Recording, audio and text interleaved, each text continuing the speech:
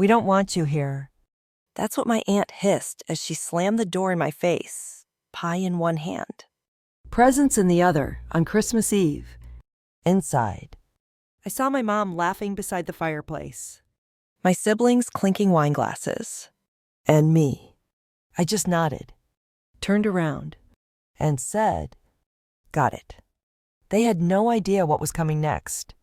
My name's Mackenzie Thompson, And I'm 28. I live in Columbus, Ohio, and work as a junior architect at one of the most promising sustainable design firms in the Midwest. From the outside, I probably look like someone with a solid job, a creative life. and maybe even a picture-perfect family. But trust me, behind every curated Christmas card photo is a story like mine. And mine starts with betrayal that cuts deeper than any breakup, the kind that only blood can bring. I've got 2 siblings. Connor, the golden boy. Amber, the sensitive artist. And me. I've always been the fixer, the peacekeeper, the one trying to hold our fractured family together with glue sticks and hope. Before I take you back to that brutal Christmas night, tell me in the comments, have you ever been excluded by your own family? Smash that like button if you've ever heard family is everything. From people who treated you like nothing? And don't forget to subscribe if you believe chosen families sometimes love harder than biological ones. Now let me show you how it all went down. Growing up in central Ohio, our house always looked perfect from the outside. Wide lawn, trimmed hedges, a swing set Dad built himself. From a neighbor's point of view, we were the golden family. But inside, things were carefully curated to look happy, not be happy. After the divorce, everything fractured quietly. There were no shouting matches or custody battles. Just silence, the kind that settles in your chest and stays there. Dad moved into a smaller place not far from the city. Mom kept the house, the furniture, and what felt like the family narrative. I was 23 then, fresh out of architecture school, Working part-time while freelancing design jobs on the side. Connor had just landed a consulting job in Boston. Amber was still in high school, staying with Mom full-time. We were all adults or becoming adults, so there was no legal arrangement needed. But emotionally, it was like the family chose sides, and I didn't end up on theirs. It wasn't always this way. When we were kids, I thought Connor was a superhero. He used to sneak me Oreos when I couldn't sleep. We built blanket forts and hosted tea parties for Amber's stuffed animals. But as we got older, things changed. Connor became focused, driven, a carbon copy of Mom's idea of success. suit and tie, Excel spreadsheets. Business lunches. Meanwhile, Amber became moody, distant, and weirdly competitive with me despite being 6 years younger.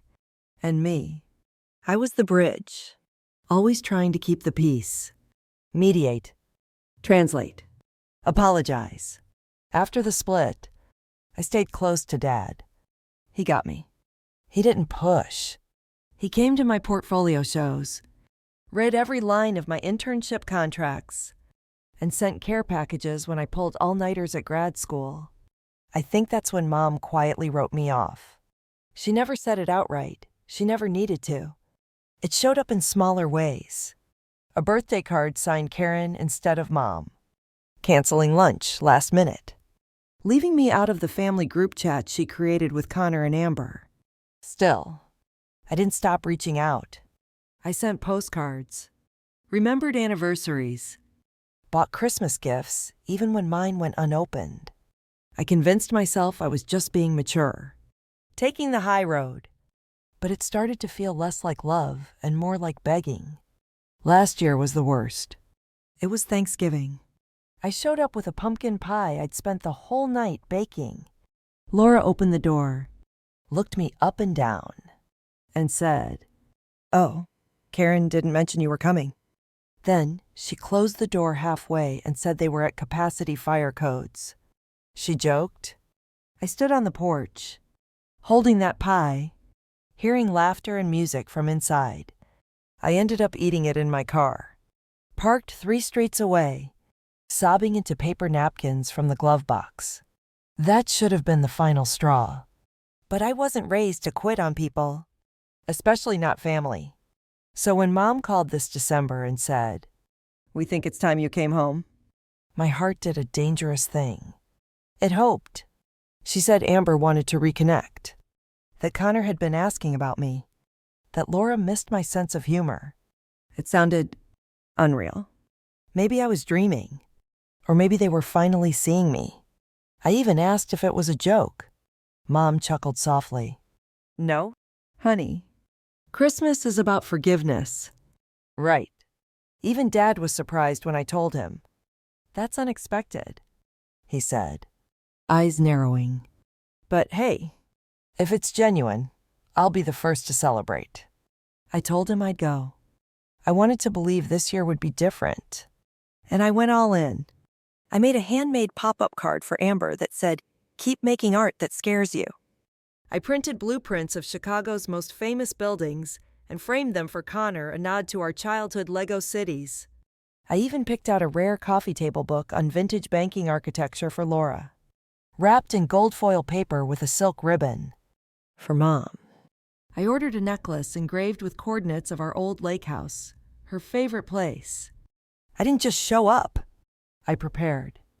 The night before Christmas Eve, I baked cranberry orange scones using Grandma's recipe. I even typed out the recipe card in cursive font and laminated it for Mom, who used to claim nobody could make them just right. That morning, I dressed carefully. Warm, festive. A green cable knit sweater, black jeans, my favorite brown boots, simple makeup, small gold earrings. I wanted to look like someone worth being proud of. The drive to Mom's was just under 40 minutes. Snow was falling lightly, dusting the roads. I played a soft jazz playlist, trying to calm the anxious buzz in my chest. My gifts sat neatly stacked in the passenger seat. The scones were still warm in a basket beside them. I parked across the street and stared at the house for a moment. Lights were on. Laughter spilled from the windows. A Christmas tree twinkled in the living room. For a second, I imagined it walking in, hugging everyone, passing gifts around, sipping cider by the fire. Maybe Amber would pull me aside and say sorry. Maybe Mom would smile like she used to. I got out, carried the gifts and scones up the driveway, and rang the doorbell. The door opened, and there stood Laura. She looked surprised, not happy, just caught off guard. Her expression quickly hardened. "What are you doing here?" she asked, voice flat. "I was invited," I said, trying to keep my tone neutral, "by my mother." Laura didn't respond. She looked over her shoulder, then back at me. "I think there's been a misunderstanding." I looked past her. Inside, I saw Mom, holding a glass of wine, laughing at something Connor said. Amber was curled up on the couch, scrolling her phone.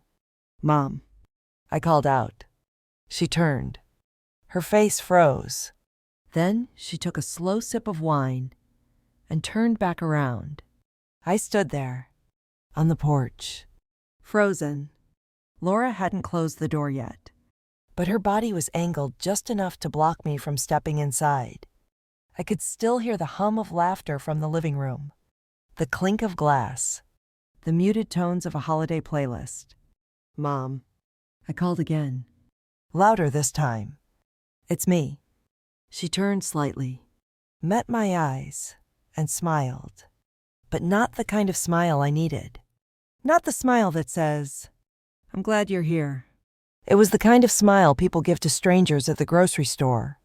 Tight, polite, hollow. "Kenzie," she said softly, walking over to stand beside Laura. "We didn't think you were coming." I blinked. "What?" "You invited me." "Well, yes, but we hadn't heard back." It's Christmas Eve. Things got complicated. She looked at the basket in my hands.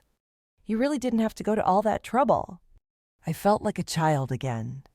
Like I'd drawn a picture in crayon and brought it to show her only for her to glance at it, nod, and toss it aside. May I come in? I asked. Laura stiffened. Mom looked over her shoulder. It's just, there's not really room. Room. I looked past her wide living room.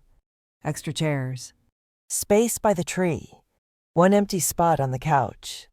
I saw my gifts for them still sitting on the entry table from last year. Unopened. Half covered in dust. You said everyone wanted me here, I said, my voice tightening. They do, she replied. Too quickly. It's just, we didn't think you'd show. And then with Connor's fiancé here. And Amber's mood. Amber didn't even look up from her phone. Just give us a little time to settle in. We'll call you later this week. Maybe lunch? That was it. Not even an invitation inside. No effort to find a chair. No hug. Just dismissal dressed up in niceties. I looked at them both. Laura's arms crossed. Mom's wine glass clutched like a prop. Behind them, Connor glanced toward the door. He didn't move. Didn't say anything. Amber caught my eye, then quickly looked away. I set the basket down on the welcome mat. The ribbon I'd tied around the scone tin slipped loose. Merry Christmas, I said quietly, and I walked back to my car. I didn't cry. Not yet. Not while they could see me. I placed the gifts gently in the passenger seat, closed the door, and started the engine. It wasn't until I hit the second stoplight, when the silence closed in, that I felt my throat tighten. They never wanted me there. The phone buzzed. A text. From Mom. I hope you understand. It's a stressful time for everyone. Don't take it personally. That was her version of compassion. Then came another one from Connor. Sorry about earlier. It was awkward. But hey, Merry Christmas. I stared at the screen, then turned off my phone. The next morning, I woke up to photos on Instagram. Amber had posted a story, her and Laura clinking glasses. Christmas with my real ones. Connor had shared a boomerang of them unwrapping presents. No mention of me. Even Mom had uploaded a rare selfie captioned, "Family is everything." I laughed out loud. That was it. That was the moment something in me shifted. For years, I'd bent over backwards. I'd rationalized, defended, hoped, begged. I'd told myself this year would be different. Again and again, only to be met with more of the same indifference. The same polite rejection. The same gaslighting. But this time, I felt something else. Clarity. They were never going to change. I'd been playing by rules that only I respected. Keeping the peace. Showing up. Loving harder. But love without boundaries isn't noble. It's self-erasure.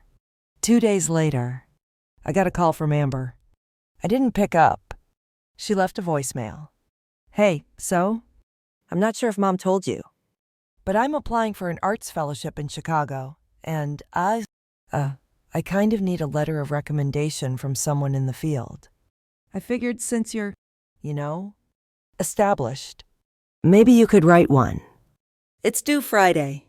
Thanks. No apology. No acknowledgement of what happened. Just a request. The audacity. Then an email from Connor. Hey, Steph and I are planning our wedding for the spring. Mom said you might be able to help with some venue design ideas. No pressure. Just figured it'd be great to get your input. Let us know. Let us know. Like we were part of some imaginary team. I sat in my kitchen, sipping black coffee, staring at my laptop. And I remembered what Dad said the night I told him I was going to their Christmas. If it goes sideways, don't go back into the fire. Build your own damn fireplace. So that's what I decided to do. I wasn't going to beg. I wasn't going to explain, or defend, or apologize for taking up space. But I was going to make sure they finally saw who they had pushed away. You ever reach a point where you stop feeling sad and just feel done? That's where I was, sitting on my couch, lights off, cup of reheated coffee in my hands. Not angry, not devastated, just clear. The kind of clarity that only comes after years of pretending people are better than they are. They hadn't forgotten me. They didn't mean well. They weren't just bad at expressing love. They made a choice, repeatedly, to push me out, to use me when convenient, to ignore me when it mattered. And now, it was time for me to choose. Not revenge, not a scene, just the truth. I started with the folders. See? One of the perks of being an architect is documentation. I don't throw things away. Every signed letter, every scanned invoice, every email thread, I keep them. Neatly labeled, dated, archived. I opened the old folder marked Family Requests. It was all there. The $2. 000 I loaned Amber for her college supplies during freshman year. The $3. 500 I wired Connor when his car broke down. The $6. 000 Mom asked for to help cover the roof repairs that never actually happened. The engagement party venue deposit I paid for just until Connor's bonus cleared. The custom portraits I commissioned for Amber's art show. The vacation rental I booked for that one family beach trip where I ended up sleeping on the floor because they forgot to count me in the room assignments. No one had ever paid me back, and none of it had ever been acknowledged beyond a brief. You're a lifesaver, or a vague. We'll settle it next month. I created a PDF. I wasn't looking to embarrass anyone. I wasn't planning a confrontation. I just needed to see it in one place. The pattern, the timeline, the receipts. The total came to just under $24. 000 over 8 years. That night, I opened a new document and started writing. Not a letter, a statement. To the people who only reach out when they need something. This is me stepping back. I spent years showing up for birthdays I wasn't invited to, writing checks I couldn't afford, offering help that was taken for granted. I believed I was being loyal, that one day, you'd see my worth. But love isn't a vending machine. You don't press a button and expect emotional labor to fall out. Starting now, I'm reclaiming my time, my money, and my peace. Don't worry, I'm not angry. I'm just done. I saved it, tucked it away for now. Then I started making quiet moves. First, I emailed the fellowship board Amber had mentioned. I'd done some research. The program director was a colleague of mine from grad school, someone I'd collaborated with on an urban installation piece in Chicago. We weren't close, But we'd stayed in touch on LinkedIn. I sent a simple message. Hey, I heard you're reviewing Amber Thompson's application. Just wanted to let you know she reached out asking for a rec letter, but we haven't spoken in years. I didn't feel comfortable endorsing someone I haven't had a personal or professional relationship with in a very long time. Hope that helps with your decision. It wasn't petty. It was honest. And it felt freeing. Then I turned to Connor. He'd asked for help designing his wedding venue layout. Not because I'm a professional, but because it was free. He'd even attached the blueprints from a venue I'd worked on during my internship. Assuming I'd tweak it real quick, I replied. Hey, Connor. Hope you and Steph are doing well. I'm flattered you thought of me. But I'm currently fully booked on projects through Q2 and won't be able to assist. I'd recommend hiring a venue planner or freelance architect. There are great folks on Fiverr. All the best. Short.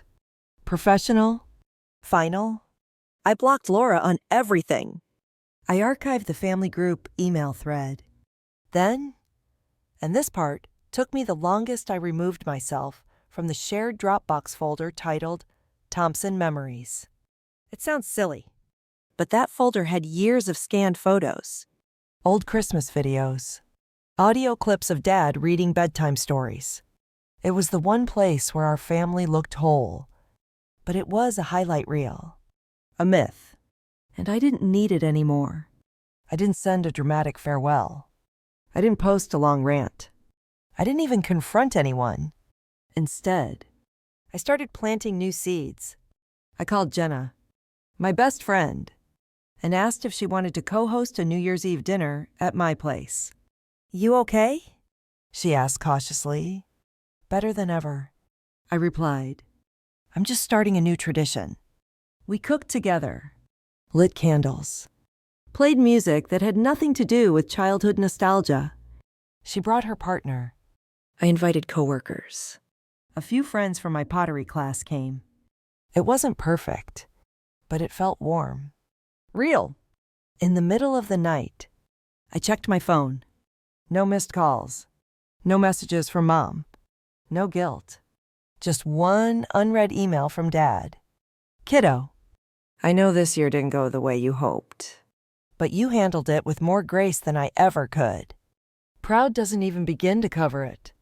Love you. Always. And that's what family looks like to me. Revenge doesn't always come with fireworks. Sometimes, it's just a closed door. A polite no. A boundary drawn so clean. So quiet.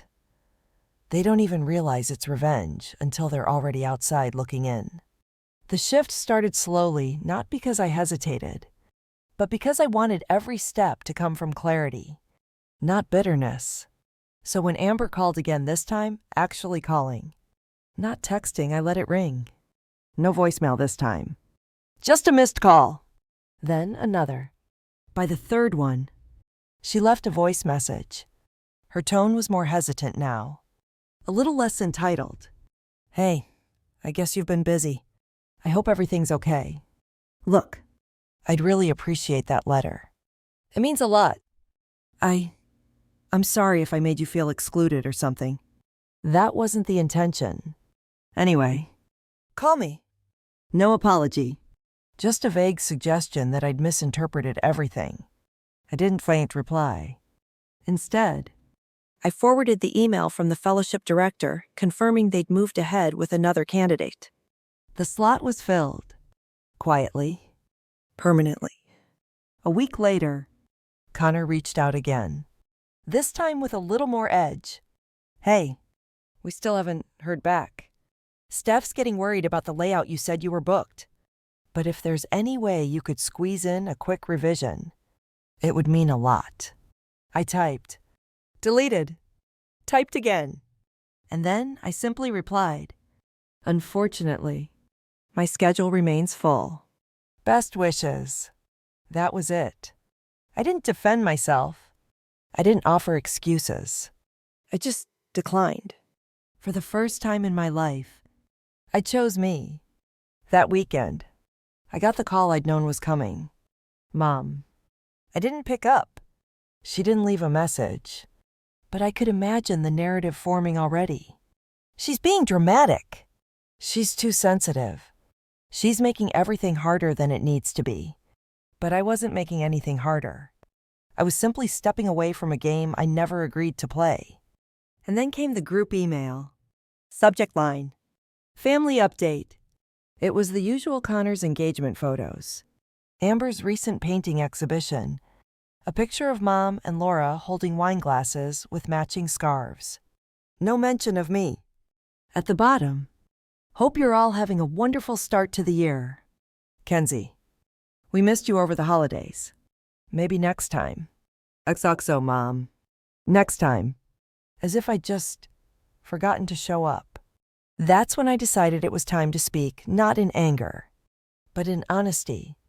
I pulled up the PDF I'd made weeks ago. I added a cover page. Not for guilt, just for clarity. Then I attached it to a new email. Subject line. Since you asked. I wrote, Hi everyone. I've been quiet lately. Not because I'm angry, but because I finally accepted what I kept denying, that our definitions of family are different. Over the years, I've shown up in ways I thought mattered emotionally, financially, creatively, and I kept waiting for those gestures to mean something to you. Attached is a document. It's not an invoice. It's not a guilt trip. It's just a record of what I gave, what I supported, what I did when no one else did. I'm not asking for payback. I'm asking for space. Going forward, I won't be attending gatherings where I'm treated like an afterthought. I won't be offering help that's requested without respect. And I won't be made to feel like I'm too much, or worse, not enough. I love you, but I'm stepping back. Please don't contact me unless it's with genuine respect and reciprocity. With clarity. Kenzie. I hit send. It didn't explode anything. The world didn't end. My inbox didn't catch fire. But something inside me finally settled. The next morning, I had 3 responses. Amber replied first. I had no idea you were keeping track of that stuff. That's kind of petty. But okay. Do you? Laura didn't respond at all. Connor sent a brief message. Wow, this feels harsh. We've all helped each other in different ways. But if this is how you want to handle it, fine.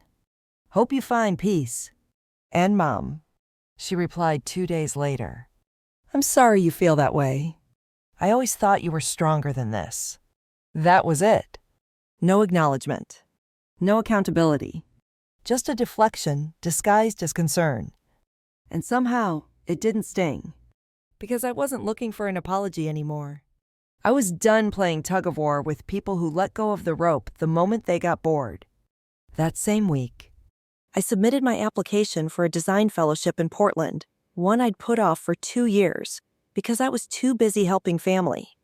I started hosting Sunday dinners with friends, people who showed up on time, brought dessert, asked about my week without making it about themselves. I picked up the phone and told Dad about everything. He listened quietly. Then he said, "You've done more for that family than any one person should, and you walked away with your dignity intact. That's a hell of a win." I smiled. Because it was, And the best part, they didn't even know they lost anything. Until it was too late. At first, I thought they'd move on without blinking. I'd told them what I needed. I'd bowed out gracefully. The ball was in their court. And for a while, everything was quiet. Too quiet. Weeks passed. I buried myself in work, new clients. Late-night design revisions. Site visits that gave me a reason to stay busy and out of my own head. On the surface, life looked like it was blooming. But beneath it all, I was waiting. Not for them to reach out, but for the part of me that still longed for them to quiet down. And slowly, it did. Then, one afternoon in February, I got a text from an unknown number. "Hey, I heard about what happened. Just wanted to say, I get it." Took guts. Stephanie, Connor's fiancée. We'd never really bonded. She was polite, professional, always a little distant. But this message, It stopped me cold. I didn't reply. But I saved her number. That weekend, I bumped into one of Mom's friends, Leslie, at the farmer's market. She used to come to our house for wine nights and seasonal decorating parties. She smiled warmly when she saw me. "Kenzie, how are you, sweetheart? Your mom's been quiet lately. I haven't seen her at brunch in weeks." I shrugged. "She's probably busy." Leslie leaned in a little. She mentioned things have been tense. "Said you sent some kind of letter." "Honestly, good for you. Boundaries are healthy. Honey, more women should draw them." I thanked her, bought my sourdough. and walked home thinking, They're talking about it. maybe not in the group chat, but behind closed doors. The message had landed.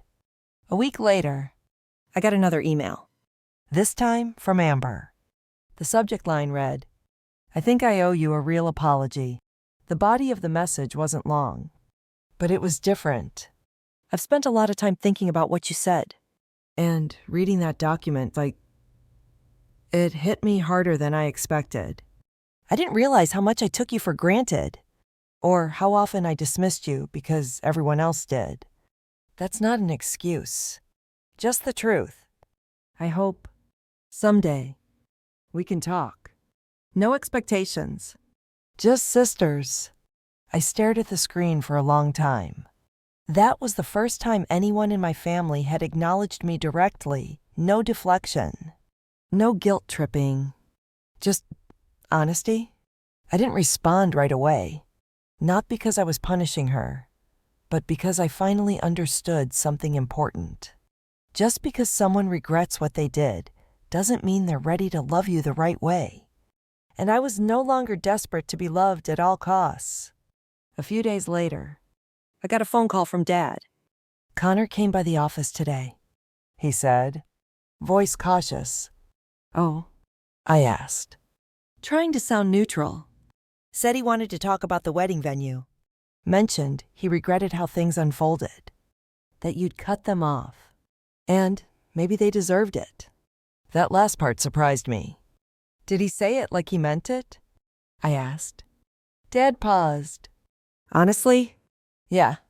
But it sounded more like he was shocked you followed through than sorry for how they treated you." That tracked. Connor had always assumed I'd show up, be the helper, the fallback. When I stopped playing that role, it shook something loose. Dad cleared his throat. He asked me to pass along a message, said the door's open if you ever want to talk. I took a deep breath. "Maybe one day," I said.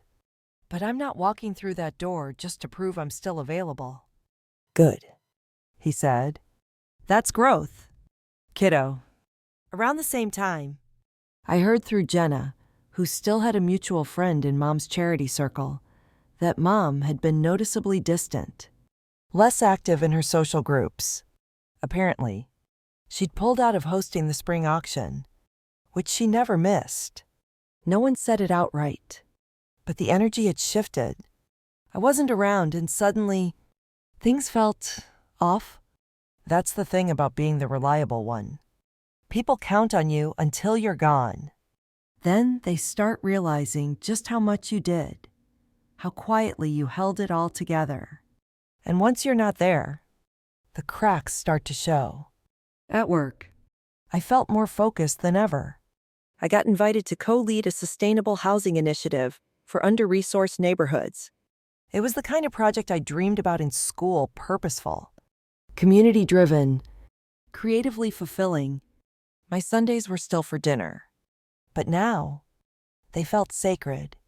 I invited people who showed up with open hearts and left with full plates. No drama, no pretending. Just laughter, mismatched dishes, and stories told under dim lights and secondhand candles. One Sunday night, Stephanie showed up. I opened the door, and there she was, holding a lemon tart and a bottle of wine. "I told Connor I was coming," she said. I didn't ask for permission. She walked in like someone who'd made peace with her own boundaries. And over dinner, she told me everything, how she'd seen the favoritism. The way I was talked about like a problem to manage, rather than a person to love. "You weren't crazy," she said. "You were just too generous for too long." That meant more than she probably realized. By the time spring rolled around, the family had mostly gone quiet again. There were occasional emails, a wedding update here, a vague birthday reminder there, but I didn't reply. Not because I was bitter, but because silence had become my softest form of self-respect. One morning in April, I got a handwritten letter from Amber. The envelope had watercolor sketches on the corners. She always had that creative flair. Inside was a short note, along with a small painting of two women sitting back to back, facing opposite directions, under the same night sky. At the bottom, it said, "Even from afar, I'm thinking of you." This time, I wrote back. Not with promises, not with declarations of forgiveness, just a postcard. I see you, and I'm okay. Because that's the truth. I was okay. More than okay. It's funny, isn't it? How you can spend years trying to earn a seat at someone's table, only to realize you were always meant to build your own. That's what this journey taught me. Not through some grand epiphany or a single act of defiance, but through quiet repetition, drawing the line, holding it, watching what happened next. I didn't burn bridges. I just stopped crossing ones that only led to hurt. And that act, that choice, changed everything. If you'd told me a year ago that I'd cut off contact with half my family, I would have laughed. Or panicked. Or maybe both. But now I sit in the quiet of my own apartment, surrounded by people who choose me not out of obligation, but out of love. My friendships have deepened. My creativity is back. I've started painting again just for fun. No deadlines. I sleep better. I smile without forcing it. And maybe most importantly, I no longer rehearse imaginary conversations in my head, hoping for closure that never comes. Because I've already found it. Not in an apology, not in them finally getting it, but in the act of choosing myself fully, without guilt. People ask me now, do you think they'll ever come around? And my honest answer, I don't know. And I'm okay with that. Because I've learned that healing isn't waiting for the people who hurt you to change. It's realizing you're allowed to change without them. You're allowed to become someone new, even if they only remember the version of you they mistreated. You're allowed to outgrow the narrative. I used to believe that family was permanent, that no matter how messy things got, blood meant something, that it was my job to hold the center while everyone else pulled at the edges. But the truth is, family isn't who shares your DNA. It's who shows up when it counts. Who sees you, hears you, respects you. And sometimes, the people who should love you the most are the ones who do the most damage because they expect to be forgiven automatically, no matter how many times they hurt you. Breaking that cycle doesn't make you cold. It makes you conscious. Do I still love them? Yes. In some ways. I always will. Love doesn't disappear just because it's been disappointed. It just reshapes itself. I think that's what maturity is. Not pretending things didn't happen, But accepting them for what they were. holding space for the love that existed and also for the pain that came with it. It's complicated. It always will be. But it's no longer my job to make it make sense. Sometimes I think about that Christmas Eve. The look on Laura's face. The way Mom turned away. The unopened gifts on the table. Collecting dust. And I realize now those weren't my people. They never were. Not because I didn't try. God knows I did. But because real family doesn't make you audition for belonging. Real love doesn't make you beg. So here's what I'll leave you with. If you've ever been the one who gave more than you got, if you've ever been the one left out, talked over, dismissed, if you've ever sat in your car outside a family dinner, pie in your lap, wondering what the hell you did wrong, you didn't do anything wrong. You were just surrounded by the wrong people.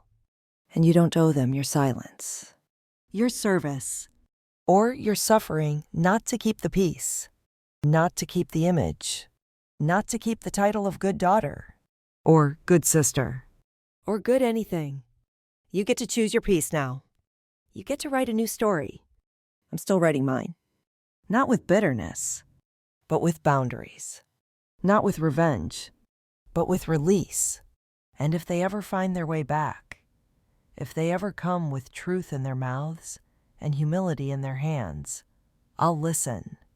But I won't wait. Because the version of me who waited, she's gone. And the one who took her place, she's finally free.